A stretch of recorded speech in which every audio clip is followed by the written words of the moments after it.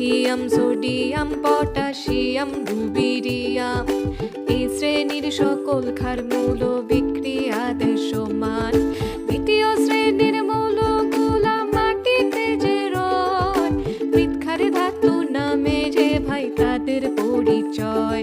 Beryllium, magnesium, calcium আর strontium. Radium দিয়া চিকিৎসা হয় ক্যান্সার ও ব্যারাম। শেষে শ্রেণীর মৌলগুলা বিক্রিয়া না দেয়, নিষ্ক্রিয়তায় গ্যাস আকারে তাদের পরিচয়। এটি আগের শ্রেণীর মৌল দিয়া লবণ তৈয়ার হয়।